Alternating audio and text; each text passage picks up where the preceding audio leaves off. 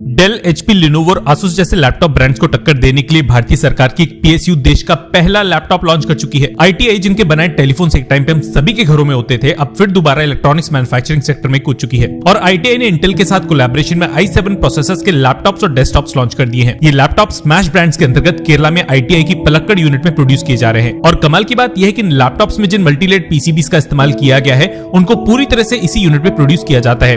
वैसे केरला बेस्ड एक और लैपटॉप मैन्युफैक्चरर है जिसके बारे में शायद ही कोई जानता है। कोकोनिक्स एक भारतीय ब्रांड है जो केरला सरकार के अधीन आती है। वैसे तो ये कंपनी हर साल 2,50,000 लैपटॉप्स प्रोड्यूस कर सकती है, लेकिन अभी तक मोस्टली स्कूल्स और कॉलेज में स्टूडेंट्स को इनके बनाए लैपटॉप सरकार की तरफ से बांटे गए हैं। ये न्यूज ऐसे टाइम पे निकल के आई है जब भारत इंपोर्टेड लैपटॉप्स पे पूरी तरह से बैन लगा चुका है और पीएलआई 2.0 में 30 से ज्यादा कंपनीज हार्डवेयर प्रोड्यूस करने के लिए एप्लीकेशन दे चुकी हैं। कुछ सोर्सेज के मुताबिक आईटीआई के लैपटॉप्स में अभी केवल 25% का ही लोकलाइजेशन है और बचे हुए 75% कंपोनेंट्स की सोर्सिंग ताइवान, साउथ कोरिया और वियतनाम से की जा रही है। कंपनी ऑफिशियल्स ने बताया कि आईटी हार्डवेयर पीएलआई के लॉन्च होते ही इन लैपटॉप्स में भी लोकलाइजेशन को बढ़ा दिया जाएगा और इसके लिए देश की कुछ प्राइवेट कंपनीज के साथ डिस्कशन शुरू हो चुके हैं जो आगे चल के डेडिकेटली हार्डवेयर का प्रोडक्शन भारत में करेंगी। आर्टिकल्स में ये तक बताया गया है कि हाल ही में आईटीआई के लैपटॉप्स को कुछ फॉरेन ब्रांड्स के कंपटीशन में उतारा गया और इन बड़ी कंपनीज के रहते हुए आईटीआई ने कुछ काफी बड़े टेंडर्स भी जीते हैं। इस भारतीय पीएसयू को 1948 में स्थापित किया गया था और आज की डेट में इस कंपनी के अंडर 6 मैन्युफैक्चरिंग साइट्स ऑपरेशनल हैं। टेलीकम्युनिकेशन इक्विपमेंट से लेकर satellites, military communication, set top boxes